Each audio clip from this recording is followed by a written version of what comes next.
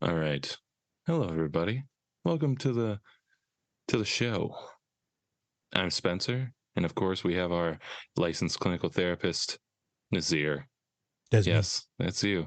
Surprisingly, uh, jeez, this is the Different Spectrums podcast. We talk about movies, shows, and mental health. Uh, we also have some laughs, so don't take us too serious. Also, don't forget to run up those likes. We'd really appreciate it. Subscribe. Uh, yes, subscribe, please. And then also comment on what you'd like us to look at next. What scenes? Because we're always willing to listen. Uh, so today we are looking at a scene from, I think it's season 4 of Stranger Things. Yep. Last season, whatever. Where Vectum. What is his fucking name? Vectum. What are you saying? Rectum? It's Vecna. Vecna. There it is. There's a Yeah. Vec. I got half of it.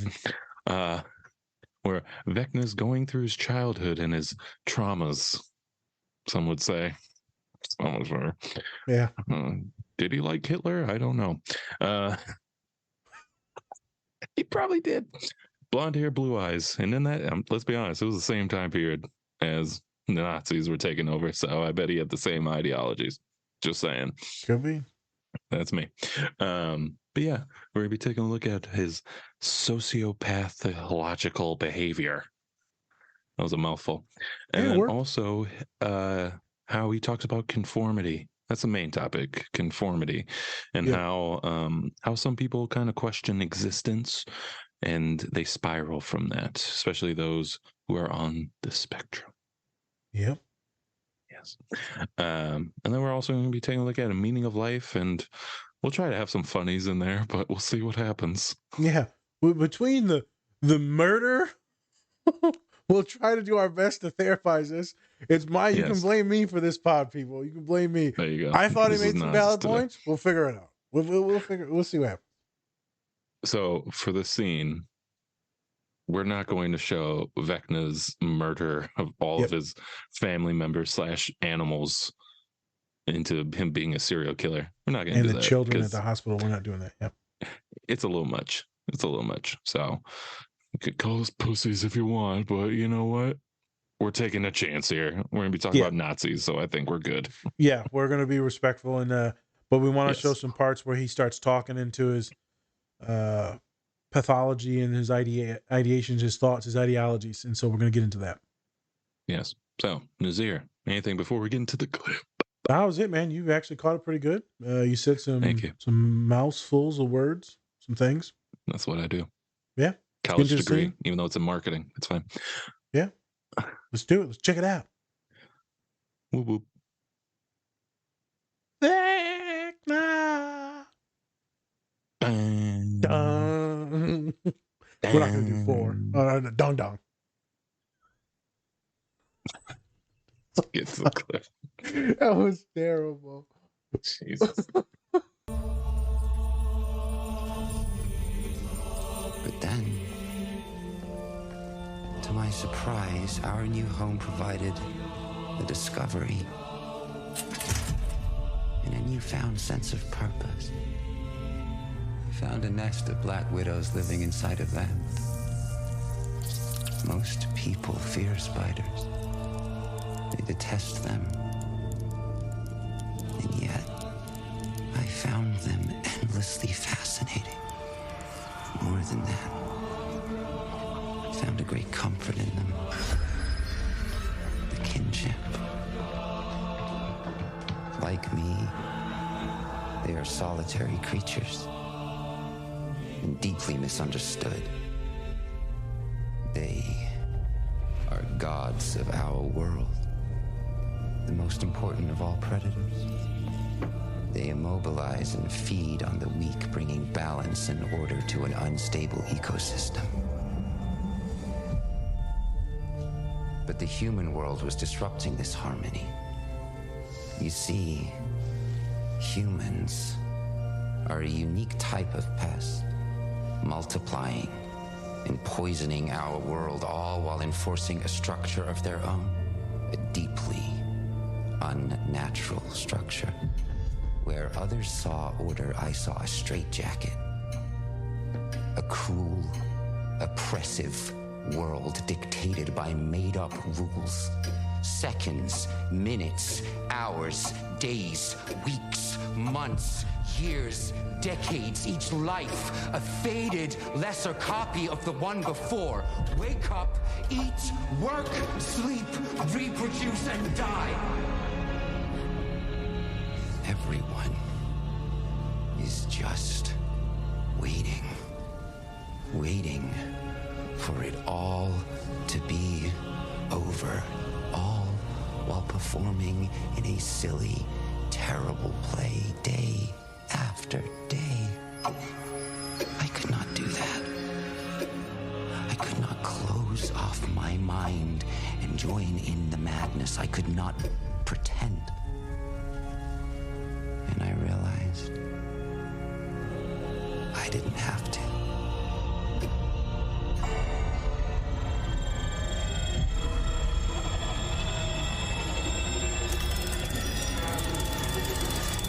I could make my own rules. I could restore balance to a broken world. A predator. But for good. Whoa, whoa, whoa, whoa, whoa, whoa, whoa. Yeah, real hype song for a sociopath that we just watched. Welcome back, everybody. We just watched a clip from Stranger Things. Now, a little backstory on Stranger Things. I mean, it's about this group who find this little girl named 11, and she has all these like different powers. I think it's like telekinesis, whatever. And so she opened up this portal that brought in all these different monsters, and called like the Demigorgons and all these other monsters. Mind Flayer. Mind Flayer. And it's pretty much just about that, like this group trying to save their town in Indiana. Yeah, and for this scene, this is at the end of season 4, where we find out that the Mind Flayer is actually this guy, Vecna, and he's been behind it the whole time.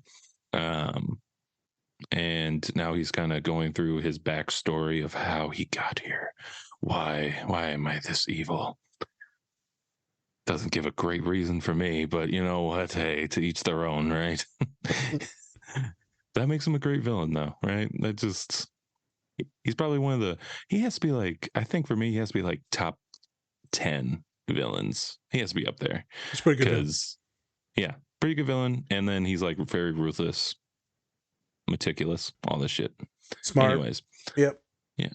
So for that, Nas, why'd you pick this clip for us to break down? Well, let me tell you something. Here we go. I feel like we can all relate to Vecna. Yeah. Why is that, Nas? Why do you think that? He ain't never hurt nobody. He literally killed a rabbit in the same scene. Yeah, the same. Literally, they're talking in a scene where he just killed like a bunch of children. So he's like, I'm doing this for the good. Of who? Yeah. What entity in real life? So, folks, we are not breaking. We might break down some of his psychology, but we're not breaking down like really what's going on with him. We're going to take some of the words that he said and then apply those to some of the things that I hear in therapy from many of my clients. So that's where we're going with this. Because when I was watching, I was like, well, he's got some points. I don't know about all the murder afterwards, but he's got some points. I think that kind of invalidates his points, but hey, you know what? That's just me. That's just me. Hey, I mean, he's living his true self. Yep. Just murdering. Yeah. Murdering people. Yeah. True self. So we don't get canceled, and so no one actually listens to this and is like, I'm going to do things now. No. His reasons are not valid to hurt anyone. There's never a good reason to be hurting people, manipulating people, and no, that's not a thing. Not saying that it would make it him a better villain or like vindicated, but I didn't hear Mhm. much real deep trauma or abuse happening in the family. Not that you need that to happen for most of the villain story arcs. There's some really bad trauma that happens, and then they become the Right. villains, and thus they seek vengeance and retribution and all that stuff.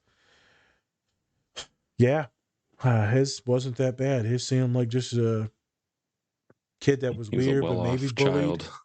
That was just weird. It was just weird. They didn't even say if it was bullied, and it seemed like a very Mm. privileged white family. He probably was bullied. I mean, if you have like friends that are spiders, I think, and you're like connect with spiders in that way, Yep, you're probably, there you getting go. bullied a little bit. Especially Probably, back then. I think that's like the 40s or the 50s. yeah, probably not the Yeah. best. Yeah. And so that's what we're gonna get into. Yeah. Uh, I'm watching it, and you hear him talking, and he's saying, I never fit in. I was always like Mhm. this outcast, right? I found this family in these spiders, but it wasn't because like they accepted him and he accepted them. It was because they were like these. He was infatuated with them being predators, and And like they were control. misunderstood. Yeah. Oh, he felt like they were misunderstood, and so he related to that. But then he, warped some things and twisted some things. Um, but he talks about conformity.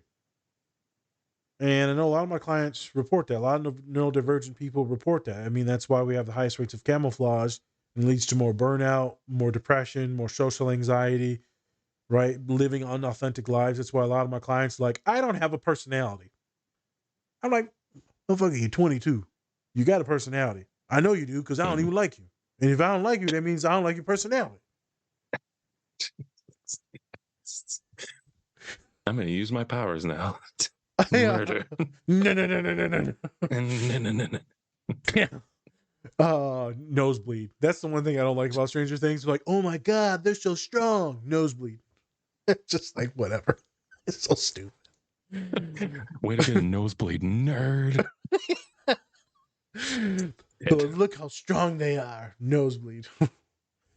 um, but he makes some valid points about conformity, man. It's these made up rules.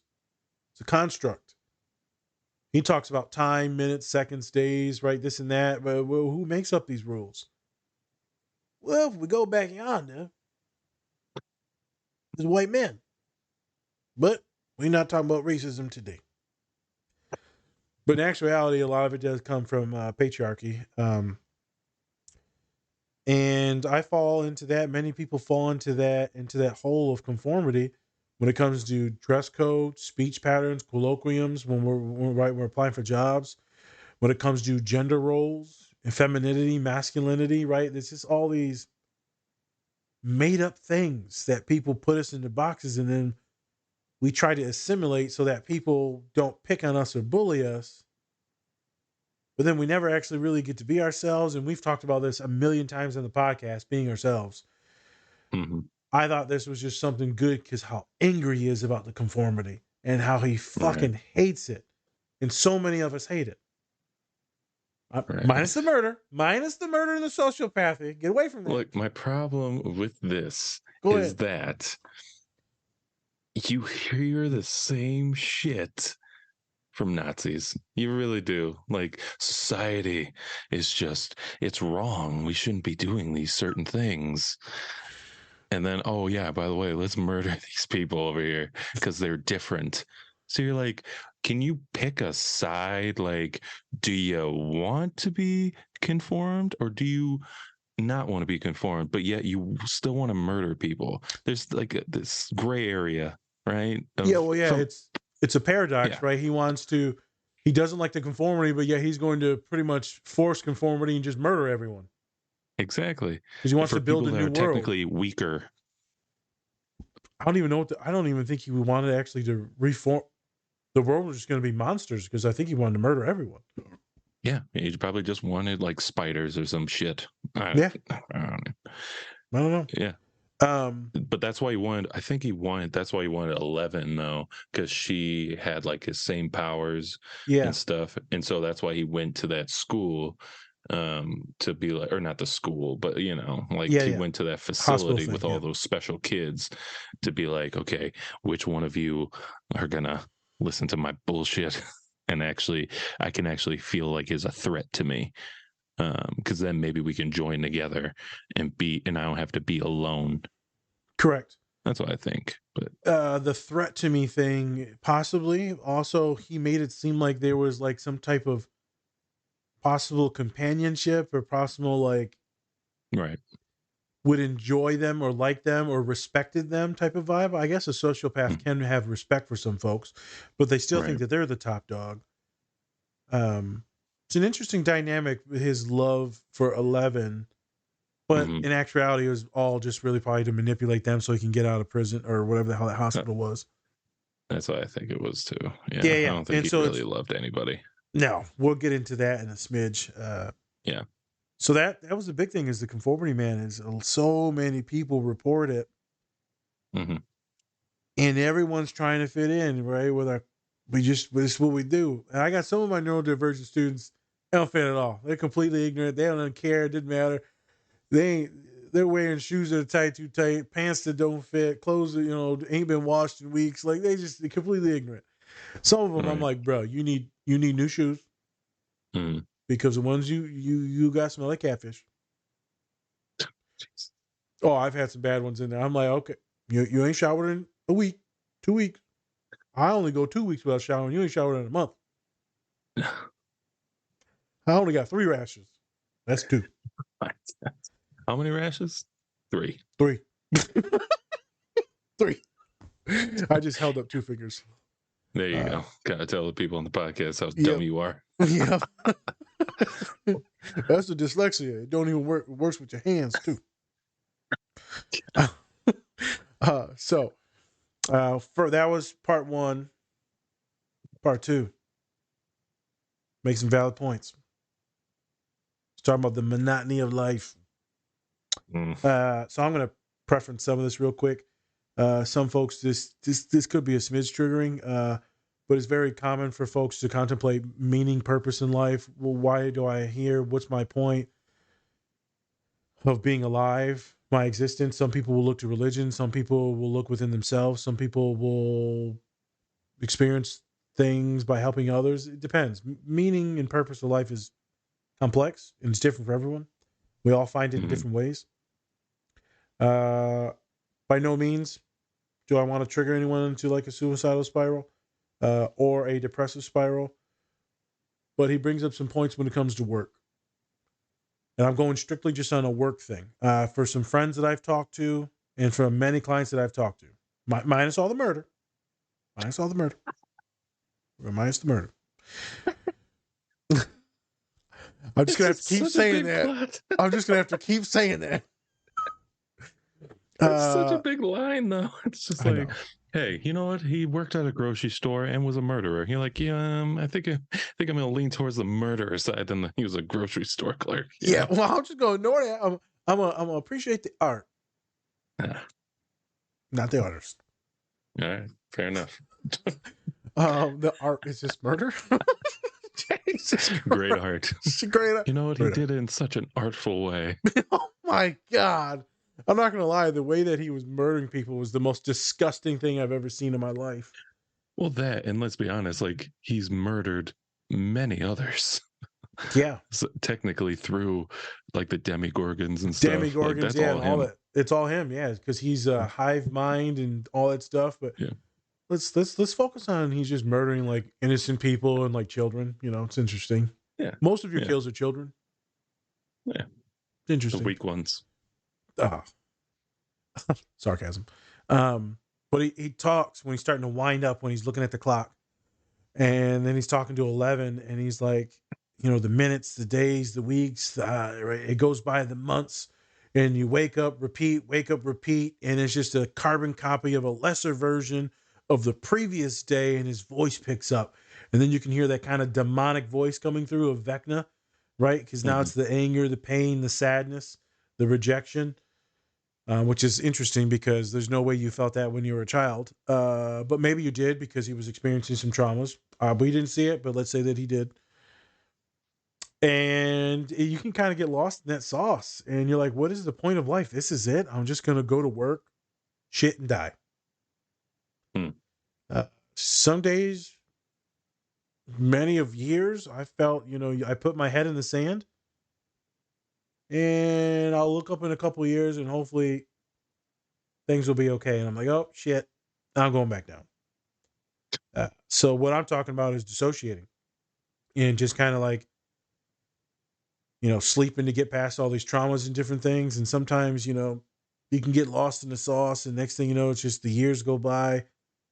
I've had so many clients tell me, Nas, what's the point of living? We talked about it before in the pod with some of my depressed clients. Right. I'm gonna be doing like this. I don't see the point of living past 25. I'm like, damn, for real, bro? He's like, yeah. He's like, I'm just gonna go to work and be miserable like this. I'm miserable now.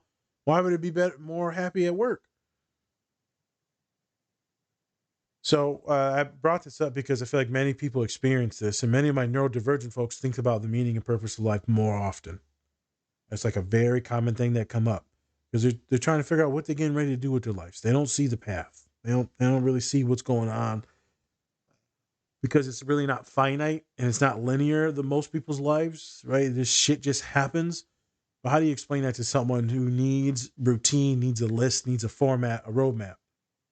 It's hard. And you can't be like, just trust me. Most of my neurodivergent kids like, who the fuck are you? True. Yeah, I'm like, so many people lean on God. So that's why I chose the scene. Okay. Because the intensity of what he said it, that little demonic tone, I'm like, there's some depression shit talking right now, minus the entire context of the entire show itself. That context and how he said it, I've heard it before in the office. And you can hear that suicidal ideation, that fear that I'm done, I'm timing out, I just don't see the point. And I'm not talking about my students that are perfectionists that are trying to figure out, what they want to do because they want to be the biggest, baddest thing ever. I'm just talking about more like not wanting to exist. So that's why I saw the scene. It's a very interesting scene. Could be a little controversial. Might get some clicks and some views on the reels. Probably get banned. Is what it is. Vecna, a Nazi? Question mark. Oh my God. He is. He's got blue eyes and he's got blonde hair and he lives in the 40s and 50s. Yep. That's minus Spencer's comment. That we could use Vecna. Was he right? Because I don't want to relate Spencer's comment to this comment, right? Because those are two separate comments. A lot of skinhead photos commenting, yes, he was. Yeah. There'll be a lot of kids that are just gotten bullied. They're like, you know what? I've been bullied my entire life. I don't know if I do this. I don't know. Yeah. I think a lot of people will be like, no. Yeah, no? Question mark? I feel like maybe Thanos would comment and he'd be like, Yeah. But let's be honest, though. Thanos just wanted to wipe off half of a universe, like half of every living thing on the universe, while Vecna just wants to kill everybody. At this point. And turn them all he doesn't really want to leave anybody. No, he just wants to wrap them up in his veins. Weaker specimens. Yes, they're just a him and the spiders. Race. Weaker race. See, maybe he was a little fucking. I'm telling you. Yeah. Yeah. Oh yeah, that's a good relation. I mean, there were Germans in there. Or no, they were Russians. Really? They're all Russians. That's right. The Russians. Really? Yeah. Yeah, Germans. Come on now. Yeah. It's different. What we get? Yeah, so some intense stuff there. I mean, in some of the comic book versions, Thanos was a straight up psychopath schizophrenic where he was murdering everyone, killed his father and all this stuff. It was a little different. Yeah, but today's social media, you gotta relate a little bit, right? That's why people were like, "Was Thanos right?" Like some people agreed with Thanos. In the movie, they they kind of liked him, Yeah, of course. Yeah. Except for like Endgame, that's when people were like, "Yeah, he got a little too crazy." But that's a whole different topic. See, people can like him or like Killmonger. They're like, "Oh, he just only wants to murder all the white people." People really did kind of side with Killmonger, and they're like, man, why do they have to kill him? Yeah. He was like, I'd rather drown than be in like a slave. Like, all right, fair enough. And And right, he didn't want to like just protect the family and all that. He wanted to go murder all of those folks that hurt the black Everyone. folk in America. Yeah. So I mean that was intense. And so Yeah. he comes back in Black Panther 2. Didn't know that until today. Because it took you forever to watch it. I'm caught up with the times, people. So I feel like people Finally. can relate to a lot of these villains. Like I love me some Yeah. villains. I love Yeah. Venom. I love Magneto, and they've killed quite a few people. Darth Vader. Yeah, Love Darth Vader. people love them some Vader because they're flawed individuals, but there's some good in them. Vecna. Yes. I don't see any good coming out of that. I don't see any redemption. No, I think No. 11 tried at the end there. She really tried, did but- when he was like holding her up and Papa, hurt you and beat you and did all these things, and he's like, Right. nah, Papa was just some punk. He wasn't no monster. He's just some idiot. I could I'm have the killed him in truth. a second. Yes. Yeah. So Spence, Yes. Vecna, Yes. sociopath, or Mr. Rogers? Huh. That's a tough one. They both wear sweaters. No, they don't. They both like children. One just didn't want to see him at all. Yeah. Why don't you talk about the sociopathic side of Vecna and kind of like what are the symptoms, or more on like the symptom side of like that sociopath, or just kind of like what do you see or spot if you've ever seen it before? Yeah, no, I got no problem. I got my uncle's bio pulled up right now. Facebook. Oh, Jesus Christ. Well, won't be seeing him at the graduation. You think? He just blocked Salim on Facebook the other day. I'm like, really, Salim? Hi, Salim. What did he ever do? You blocked Salim. Sidetracked. I'm sorry. Some people are terrible. I mean, let's look at antisocial personality disorder. So to be a sociopath, aka psychopath, some personality disorders that need to go on. And there's at least two: antisocial and narcissistic. Symptoms of antisocial. We're not going to get super in depth, like I said, in this character, but I wanted to go over it real quick because you will run into these folks. Ignoring right or wrong. And it won't be all the time. Sometimes it's very subtle. Telling lies to take advantage of others. There's usually a manipulation of others. right. Not being sensitive to or respectful of others. So, right. And if you are, that's just because you're playing the game, the long con. None of it will be genuine. It won't be empathy based. It'll be just a con. Using charm. So many of your sociopaths are going to be very charming.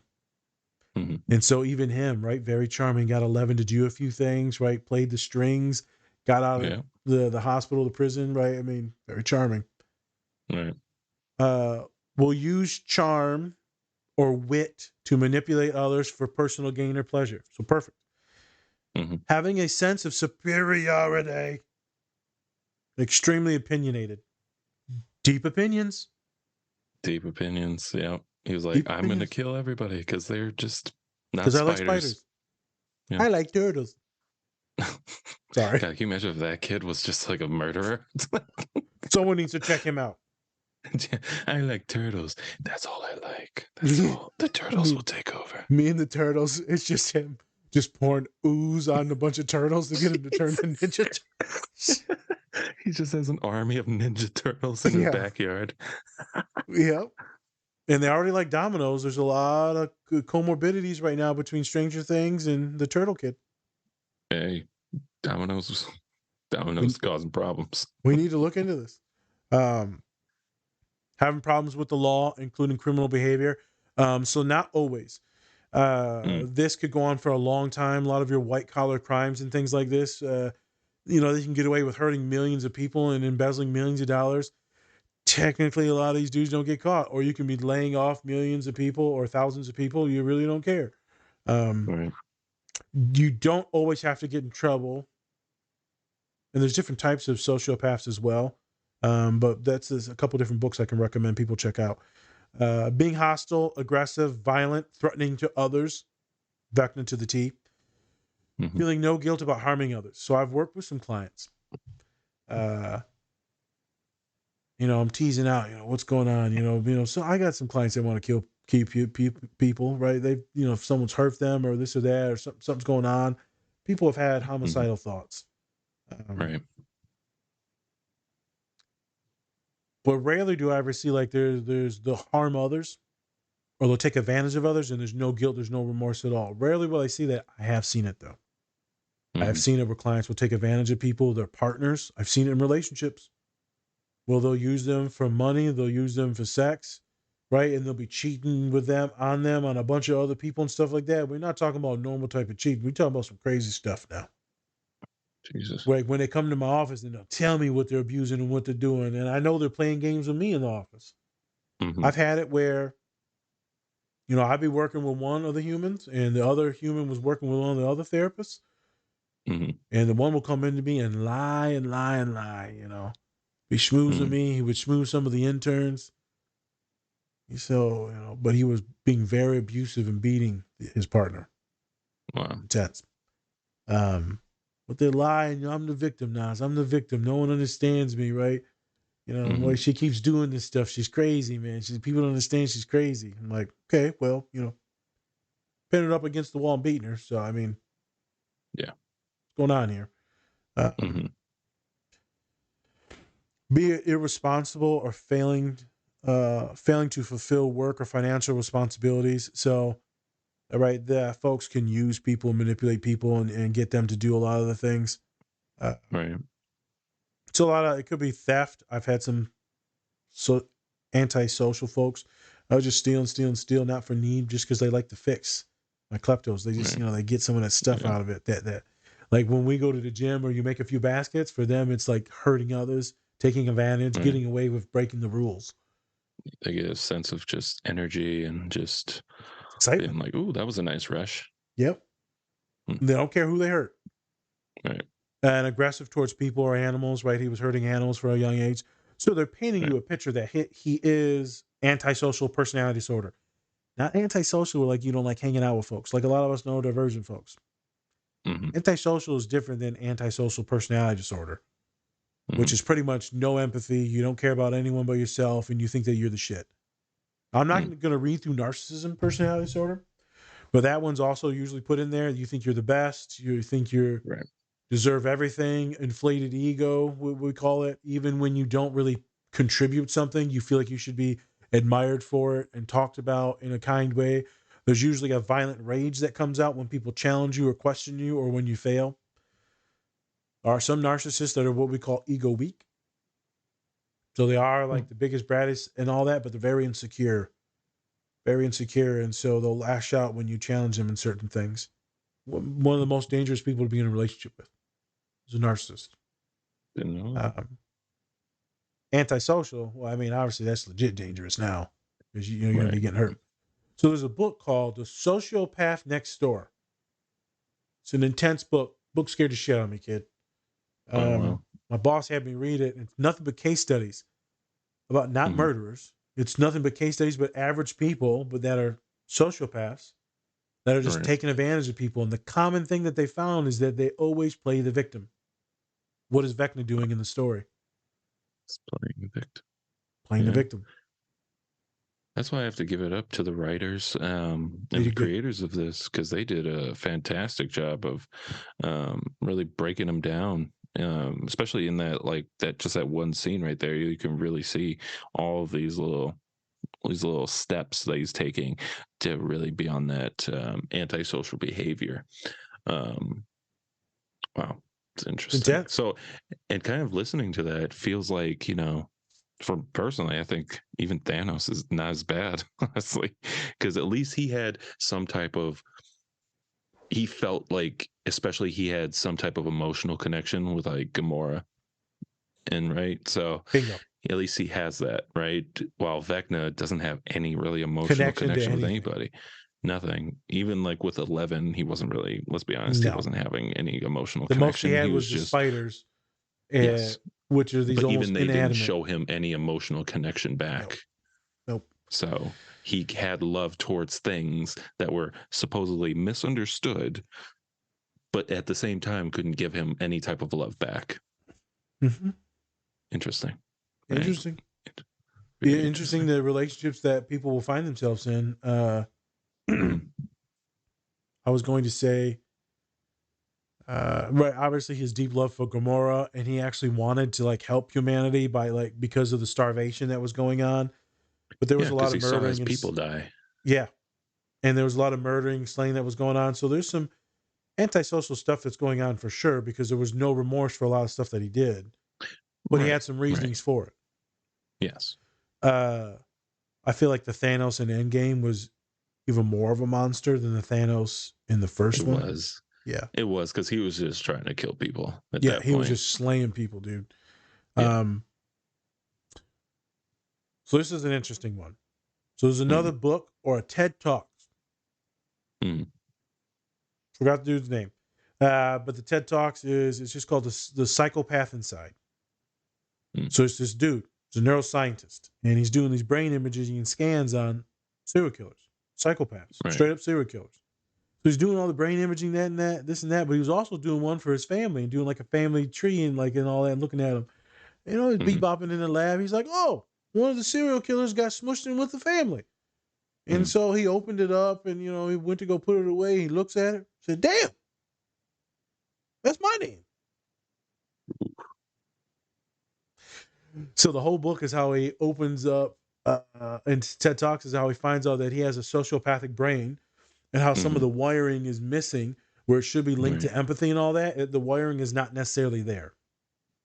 Right. And so there's so much science talk in this book. It is awesome. I love the cover too. It's like this lime green. It's gorgeous. Then there's a brain on it. Yes. Mm-hmm. Num num num num. Sorry. And yeah, so dude's a legit got a piece of shit. Obviously, he denies that he's a sociopath. Denies it, even though he has the brain. He says that because he was trained by his parents to be a good person, that he's not a sociopath. That you can be trained out of it. Maybe. He treats his wife terrible. He treats his kids terrible. He cheats on his wife. He's pretty violent. He has a lot of manic episodes from what I've seen. So I think he's also could be bipolar. He's also broken the law many of times. He's got out of it many a times, and he says it in the book, but he doesn't talk about it. He's white, and he's hella rich, and he knows the cops. I'm like, you're getting out of these things because you're like privileged as hell. I know how to talk my way out of situations because you're charming. And so it's interesting his views and how his family hates him versus everyone else's views about him. Right. So in the book, though, it gets a nice little in-depth talk about like autism and how people say there's no empathy, and there's no emotional expression. It's completely wrong. But they talk about how that and then versus psychopaths, sociopaths, antisocial. And they talk about the different wiring and neurology and how it's completely different, the two. Folks on the spectrum is some of us, not all, but the inability to emote those emotions, but there's deep feelings and things that are going on, deep connections, all of it. There's a lot of emotions going on that may not show it on the surface. Antisocial, it's not even connected to where it should be. Right. But you could still fake it. Right. Well, a lot of neurodivergent folks, they can't do the faking it, but they do all the feeling. It's completely different. So I have a. Go ahead. Oh, sorry, I was just going to say, I bring this up because some of my clients would be like, I think my husband's a narcissist or a psychopath. I'm like, it sounds kind of neurodivergent to me. I'm not going to lie. I mean, he's not doing anything bad. He just like doesn't talk to you. And he's like hyperfixated. Seems like a narcissist. Probably he sounds like a piece of shit, but I think he might be neurodivergent. And he's a piece of shit. You can be both. You can be both. Go ahead, Spence. I'm just wondering, like, since if we had, like, if we can, image our brains and things like that, and we see that we do have like these tendencies, what can we really do about it? That's my question. Like, obviously, you can't change your brain unless you have like a lobotomy or some shit, which, yeah, not good. But I wonder. There's some research in it. yeah, like what can we do, or what do you think we can do in order to So it's kind of, teaching cognitive empathy. yeah, That's the okay, goal. Is we okay, don't do this. Like I get that you can't feel the feelings or emotions, or that you can't really put yourself in their feelings. You right, can't empathize, you can't sympathize, but cognitively you can connect dot one with two. hmm, So hurting people is wrong. Why is hurting people wrong? Or like stealing this from this person, or stealing this person's homework, pushing this person, or using them for financial, sexual, emotional needs. Why is that bad? hmm, Well, good people don't do that. Well, why? What makes a good person? So you have to explain what a good person is, and you have to right, cognitively build steps in their mind, like we do this, this, and this, and this to be kind, because we don't want to be this, this, and this, and this. right, And so it's a long process. It can be done, depending if the client actually wants to be this quote unquote good person. right. Uh, it's a So tough road, but it can be done.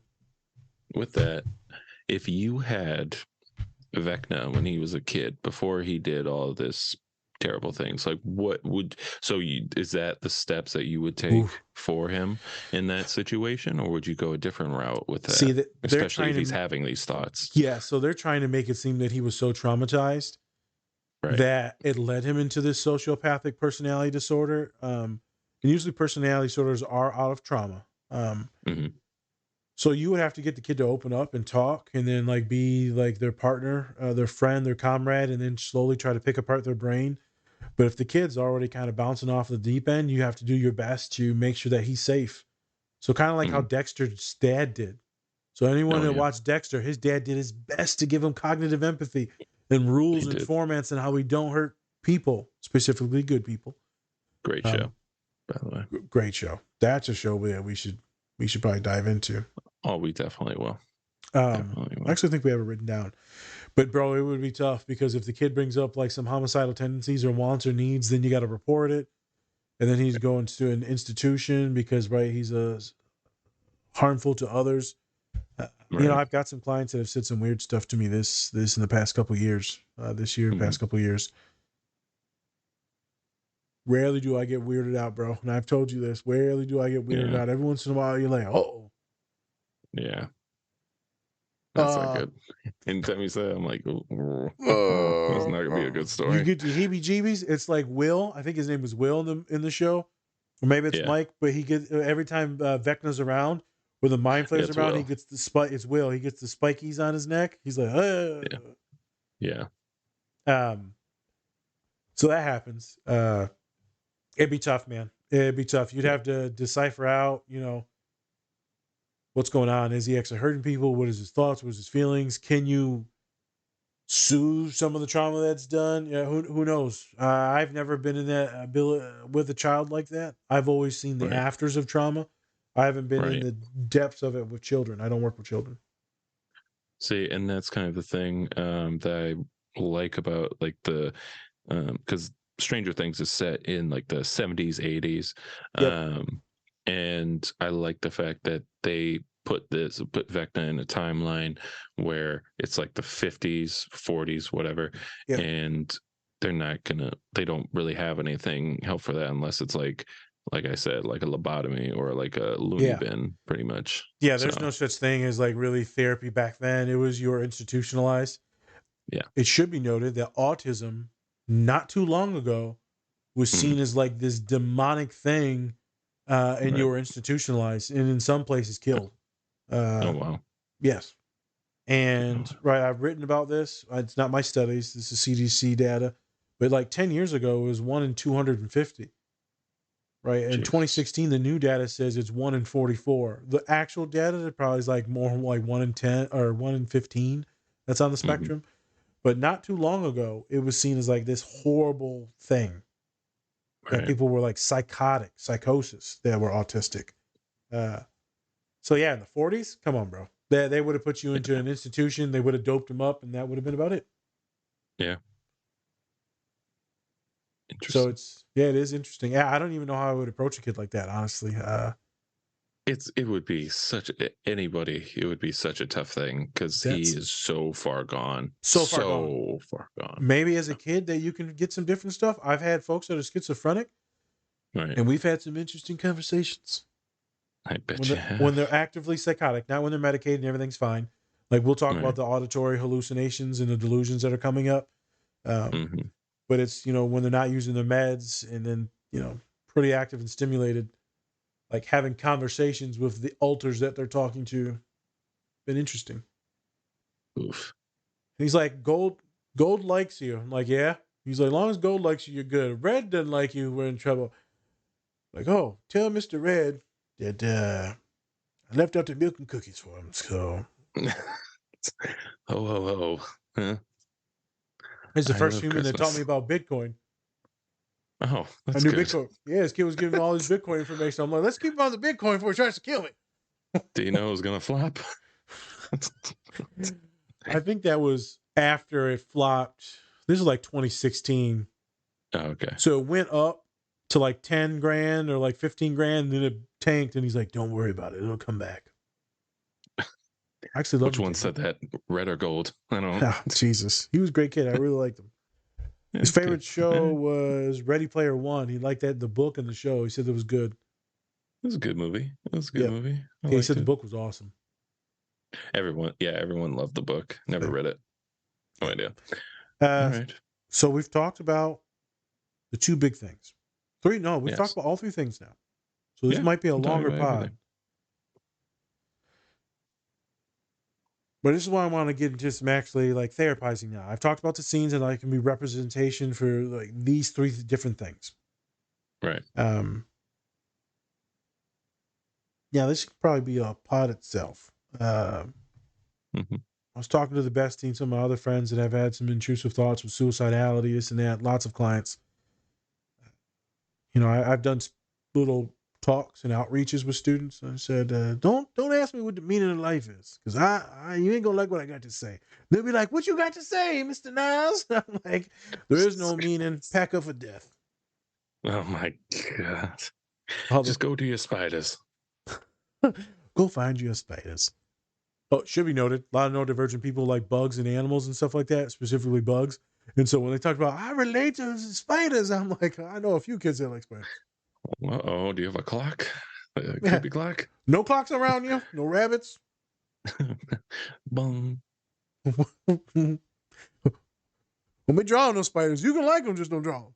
Yeah, don't you draw them, I swear to God. I swear to God, they better be a colorful looking spider. Daisies and shit.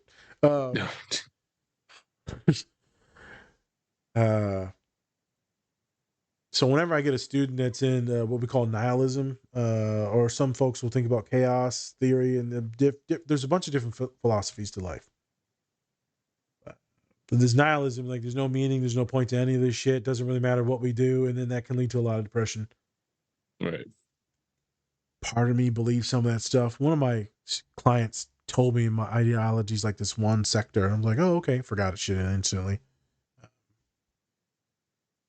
So whenever I get a client that's nihilistic, it's usually really bad depression. It's usually really, really bad depression that they just can't see themselves living multiple years or going through this. Who the fuck would want to be depressed and can't get out of bed, can't brush their teeth, right? Who would want to continuously live all the traumas that they've replayed in their head? Like, Right. I get it. I get suicidal ideation, intrusive thoughts. Not saying that it's correct. Not saying that things won't get better, but I get why some people want the pain to stop. So when I get my nihilistic clients, I like to show this video clip. Guess, go figure. Different spectrums. What? It's Martin Luther King's, not I Have a Dream, but the mountaintop speech. Yeah. So he does in Memphis before he dies. He's sick. He gives a speech. And he talks about this woman that almost killed him. Right? So now people know that he was this lady, what they call crazy lady. But she stabs him in the chest when he's coming out of a meeting, right? And he should have died. And the doctor goes to him, if you would have sneezed, you'd be dead because you missed your artery by like literally this. It would have Right. pierced right through you, would have bled out in seconds. And so that was in the paper. So this little white girl writes to him, and he talks about this in the last speech. You know, Mr. King, Dr. King, I'm so happy that you happy I'm that you clappy. didn't sneeze. Mm-hmm. And then she says a bunch of other nice things. And you know, it's a really emotional, very powerful speech.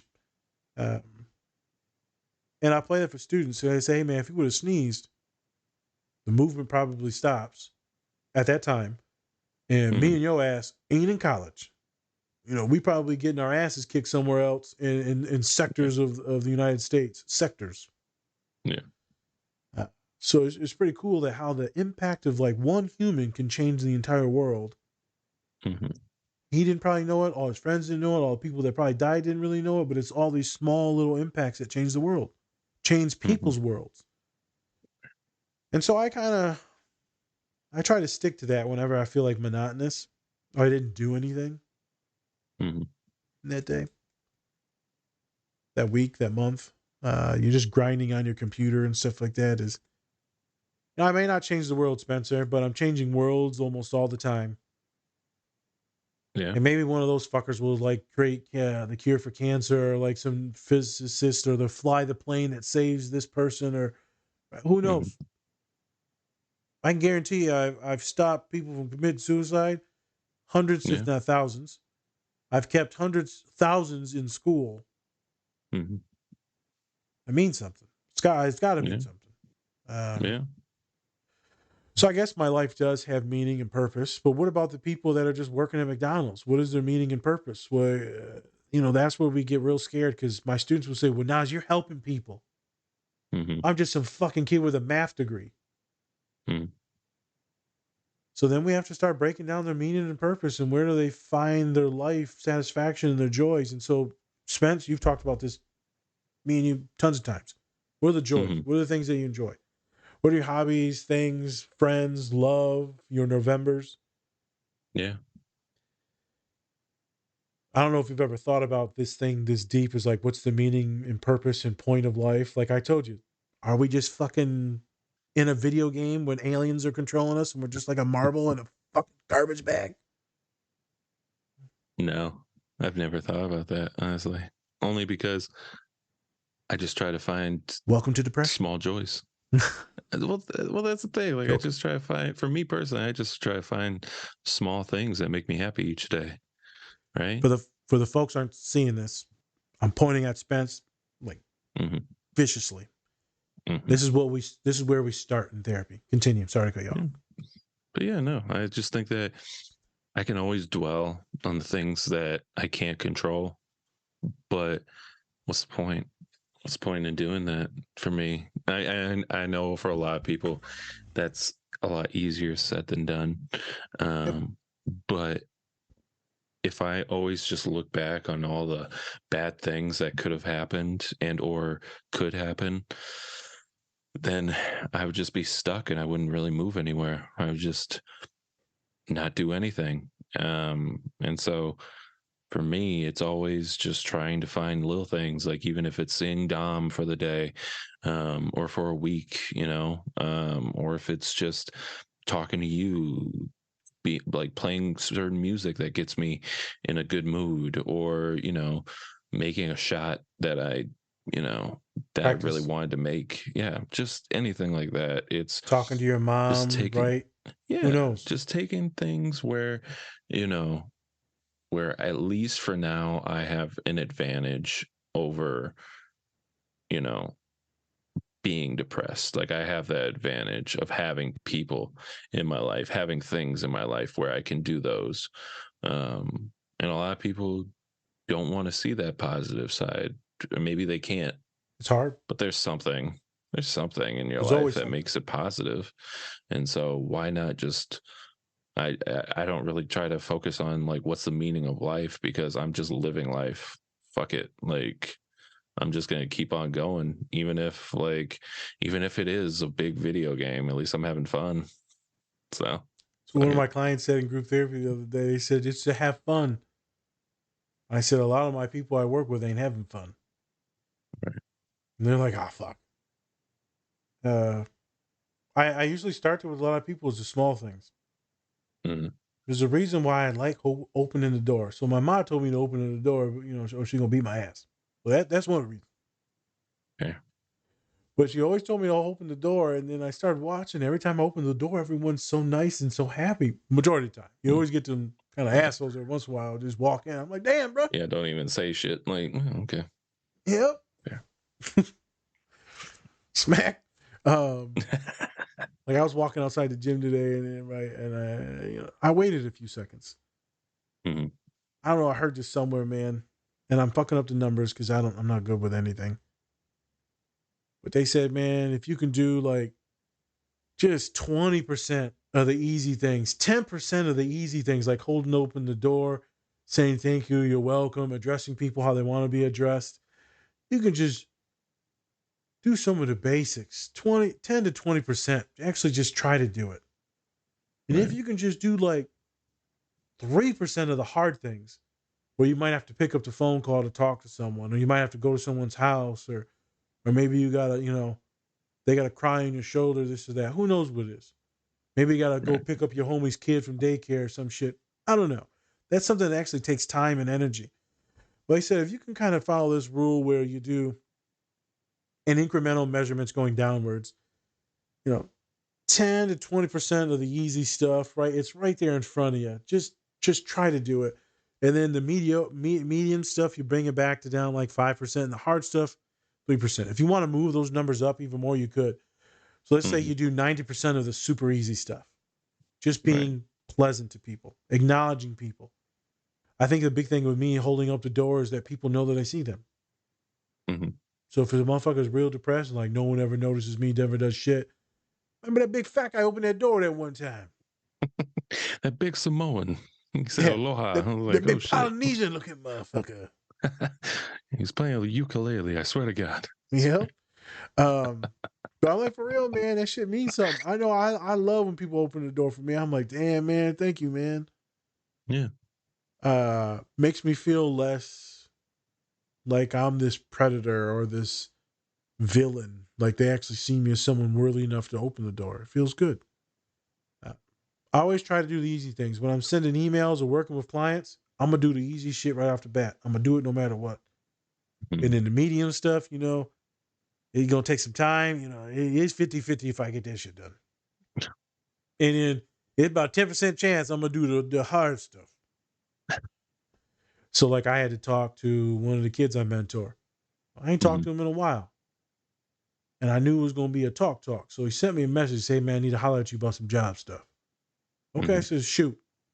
Just send it. I said, shoot, meaning send the text. I said, or, because I'm like, I should do something. I ain't did a hard thing in a while. Mm-hmm. You can call me later tonight.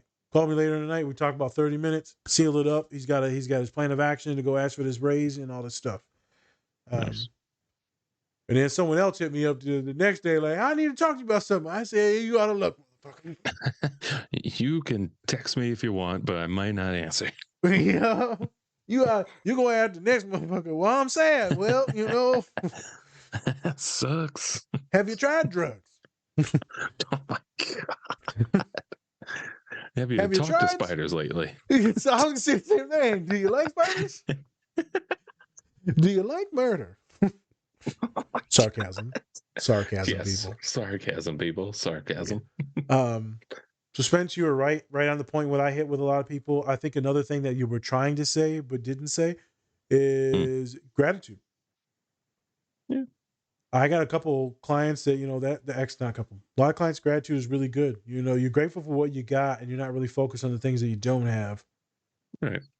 Still grinding. I got one client, many clients, but one client we've been working with depressed as shit. It's contextual, it's trauma based, it's this, it's that, it's loss and grief based. I said, you know what, you son of a bitch. I give him the what's these eyes again? The Robert De Niro eyes? I give him the Robert De Niro in group therapy. No, you son of a bitch. Uh-huh. I noticed that the only time that you are actually human and you come alive is either, all jokes aside, when we're shit talking in therapy, or for real, when you're caring for others. Mm-hmm. I said, we need to get you to volunteer. What? It's going to be that 3% thing I told you that you're going to have to do and you're going to fucking hate it, but I think it's actually going to work. I heard the president of the University of St. Mary's, he said this, he said, sometimes we get so wrapped up in ourselves and our depressive and anxious thoughts that we forget about others and how that can have a big impact on you. I said, it's true. I ain't doing this fucking job because I just love it to death. Like, I actually feel good when I help someone. Right. So I said, I want you to go volunteer. He's like, I don't even know what I do. I said, you can go to Humane Society. We can go to the Urban Animals. You can go volunteer at an elementary. He said, well, I used to work in produce and I love the produce stuff. I said, shit, we're going to take you to the food pantry. Oh, nice. I've done it a million times. My big fat ass likes going into the freezer because it's cold as shit. And I'm organizing and dumping all the meat into the buggies and helping out these old folk in Flint. I love the food bank and food pantry. And so we're workshopping it. I'm going to get some stuff together and we're going to get him and a few of my other students to go together. Small things can give you like this reason and meaning in life that's real. You actually saw them smile and they're actually going to get fed from the food that you gave them. Instead of your schoolwork, which you completely fail at all the time and it makes you feel fucking miserable and you hate the state and country that you're in because it's not the place that you're from. And you don't have many friends because they've all left and you have all these deaths. So what if I put some good people in front of you that actually need you? Mm-hmm. He's like, I'm not going to refute that, but I'm also tired. Motherfucker, we are tired.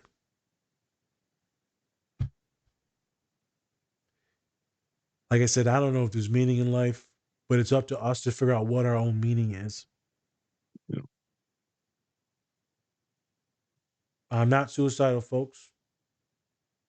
And I'm happy as pigs and shit the majority of the time.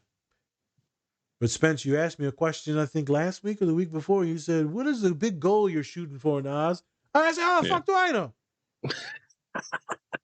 Man, you thought I was going to come up with some good answer and be articulate and shit. I don't fucking know. I'm just trying to put my pants on. Doing? I don't know what I'm doing. What am I doing here? I don't know. I don't know. How I get here? Where's my car? But that was a valid question by you, and I answered as best as I could. I mean, I've got some dreams, but those dreams could shift and move monthly, weekly, by minute. For you, it's the same. You may not think about it like me, but your goals and things are shifting per day, per week. Oh, no, I said the same thing. I was just like, I want it always changes, and I want to, main goal is always, to make things bigger than they already are, aka like my career and this podcast. I want to make sure that this grows into something huge. And I remember I told you, like, the first time when we made this show, I was just like, if we ever get to a point where we like sue each other, I was like, we made it. We made it. Jesus Christ, I don't remember that. I'm worried now. I remember that. I was like, it's just you're just thinking about it. To a point where we ever sue each other in court, we made it. We did it. Yeah. You'll never make it to the court. That is on record, people. I'm going to edit that out in post. I'm editing that out in post. This motherfucker edited the video. I swear to God, he edited it. You're just going to see me start playing with spiders tomorrow? Oh! I just thought I saw a spider. Jesus Christ. Yeah, I don't think we have to worry about you liking spiders too much. I was like, what the fuck? It was the reflection from a watch. Jesus Christ. Those shiny spiders. Watch out. They're white spiders. The worst ones. Those are the worst one. They got the blue eyes. Oh, Jesus. All right. A lot of topics today. Yes. Fucking Vecna. Piece of shit. Maybe a Nazi. Could be. Let's put that in the title card so we'll get a lot of clicks. Yeah, there we go. It will. You're the one that wants to get a lot of clicks, motherfucker. Yeah, we're getting them clicks. Spence, you got anything that you want to add in any of those regions? You have free will. No, I think we're good. Okay. I don't think people. I I hope not a lot of people relate to Vecna, but you never Yeah. know. There might be sections, but I don't think anything that he said or done you can really relate to personally. And I understand the whole, think about it if he didn't murder people. Well, then we probably wouldn't be talking about him. Let's be real. No, I mean, to be fair, this is clickbait. So Yeah, of course. So yeah. I just think that I hope people don't relate to him. Yeah. yeah. Thanos, I can kind of get this. Don't get. But yeah, so thank you everybody for watching. We really appreciate it. Go ahead, follow, subscribe, and like all of our content, and also comment if you have any ideas of what we should be covering next. We'll try to get to it because we have a long list of things that we're trying to get to right now. Yes. So with that, I'm Spencer. This is Nas, and this is the Different Spectrums podcast. Vecna for president. Bye.